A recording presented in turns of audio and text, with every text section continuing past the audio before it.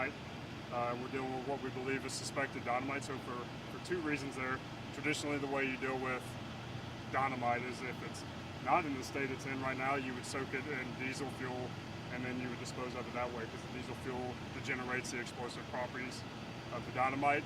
But when you're in a situation where the material in the box it's in is on fire or smoking, that removes that option. The other thing is that we don't know what else is in the box. If there are any other items in the box, it could create a different situation. So one of the potentials is if the bomb squad goes in there and moves things around, that could aggravate the situation and potentially cause it to detonate. So really, I appreciate everybody's patience. Appreciate the work you all have done to communicate with the residents that this is still an active scene, and urge people to stay away. We continue to urge people to stay out of this area. The evacuation zone is still in place. Right now, just so you're all aware, we're waiting. We're waiting right now. We're still dealing with a volatile situation.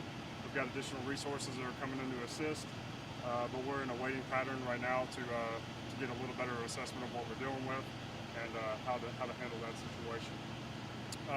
Also really want to emphasize again that this is, by all accounts, an isolated incident. There are no other known bomb threats. There are no other known explosives anywhere in Knoxville. We also continue to believe that there was nothing malicious. There was no criminal intent with this. To the best of our knowledge at this point, CMC Recycling is, I think you might all be aware of this, they're a metal recycling facility. They purchase material that is for scrap.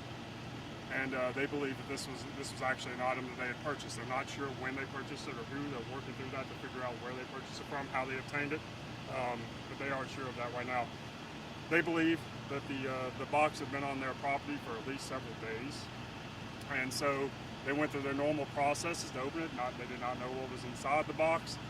When they went to cut it open and they used a torch to start scrapping it, that set the box on fire. And that's why we're in this situation. I know there's been some questions about, well, how is the box on fire?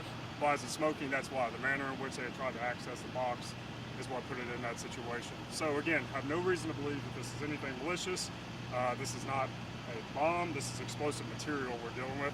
And I appreciate all of you for getting that message out and trying to alleviate the fears of the concerns of our community. So that's our update we have right now. Yeah, I could just speak to the evacuees. The Jacob building, about 35 people spent the night in the Jacob building. The Red Cross is taking care of them, food, cots, and we have gone around and sent like an armored vehicle around the neighborhood with a speaker system to send messages about the evacuation both in English and in Spanish. That will continue today in case there are anybody who didn't get the message. And the Jacob building will be open all of today and as needed for anyone who maybe they spent the night with a family member but need to get out of the house today and want someplace to go. The Jacob building is available for them. So we appreciate everyone's patience and please ask everyone to stay out of this zone. Again, we want to emphasize how much we appreciate all of our partners. KFD's been here with us from the minute the call came out. We've also got many of our city partners. You've got AMR. You've got all these agencies that have rallied around to assist here and help people get out of the zone. KEMA quickly getting with Red Cross to set up the emergency shelter. We hope to have a better timeline of what we can expect, what residents can expect when this evacuation zone we can clear up this evacuation zone and let people back in here. But again, until we know more information, we're continuing to urge people, implore people to stay out of this area because we still don't really fully know what we're dealing with. We have a pretty good idea, but we don't fully know what we're dealing with. And so we should have a better idea here in the next couple hours. Do you know if there's any idea that the evacuation zone might be expanded? There are no plans right now to expand the evacuation zone. Is that you said there were additional resources being brought in? What are those additional resources? We're happy to get you all the additional resources when we get through this, but we've obviously relied a little bit on ATF and the FBI's bomb squad and their expertise. But we're happy to share with you some of those additional resources we brought in when we get through this situation. Is that what we're kind of waiting on right now for investigators to get a little more information about what's inside the box before any action is taken? Yeah, that's a piece of it. Of course, we have the one element where the box was on fire and smoking. The other element is we don't really know all of the contents of the box. We can see what we can see through the drones and the other resources we've sent in, but we don't really fully know exactly what else might be in that box. You mentioned yesterday that the evacuation will continue into tonight. Is that timeline still the same, or is it kind of under? People need to expect that the evacuation zone could continue into the night. That timeline could change, and we should have a better idea later this morning. And we'll provide another briefing once we get a little bit more definitive timeline. But we think the expectation for residents should be that this evacuation zone could continue into the night. Is the box still smoking right now? I'm not sure what state it's in right now. That we're just getting light here, and the bomb squad is in a waiting pattern to continue their evaluation of it. Can it push how serious the situation in terms of how volatile dynamite could be? I don't know how much experience you might have with that, but the seriousness of it in that this is an explosive that we're dealing with.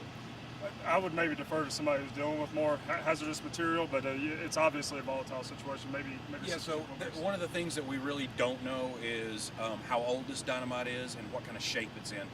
Once they're able to get in and actually literally kind of peel this box back out, they'll know what kind of shape it is and how volatile it is. Could it explode? Yes, that's why we're taking all of these precautions. We really don't know what shape it's in. We believe it to be unstable, and until we prove otherwise, we're going to treat it like it could explode. That doesn't mean it will, just that's the precaution that we want to take today. And again, Anything like critical facilities like hospitals, fire department, anything kind of in this evacuation zone that's also, causing issues. So we do have several businesses that are unfortunately closed because of it. I mean, you can look down Western Avenue and see that there's a church. I believe it's USA Foods that's right behind us here. So yes, there are some businesses that are closed. Ideally, this comes to an end today and everybody gets to open back up Monday morning like they normally do.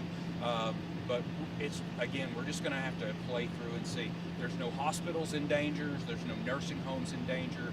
Nothing like that. And we've got a really good, no schools in danger. Thankfully, Knox County Schools was on fall break. But we've got a really good idea about what's inside of this zone, and we'll continue to watch it very closely.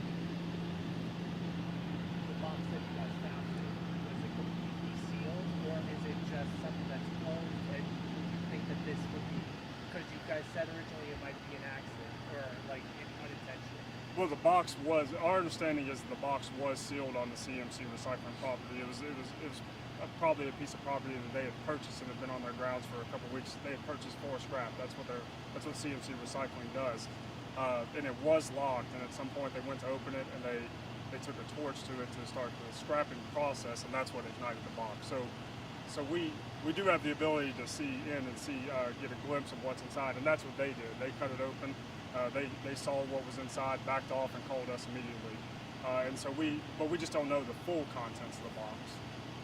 Mark, this might be a question for you if you could answer, but just how does one use dynamite nowadays? What does that process look like? Where could this dynamite potentially come from? Well, we have no idea where it came from because we don't know how old it is, where it was stored, or anything like that. Eventually, I'm sure the investigation will help us figure that out. But typically, dynamite is used in construction processes. If you go along Alcoa Highway, they dynamite on Alcoa Highway from time to time. When new buildings are built, sometimes they have to dynamite the rock out in order to build buildings. So it's used very commonly in construction processes. That's typically what we see it mostly used. Again, we understand the inconvenience this has caused, but our job at the end of the day is collectively to keep people safe.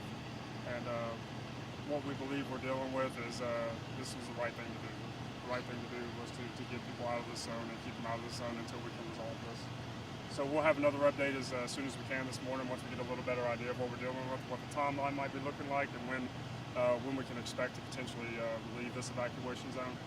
But until then, we appreciate all of your efforts to help get the message out and keep our residents safe. Appreciate you guys.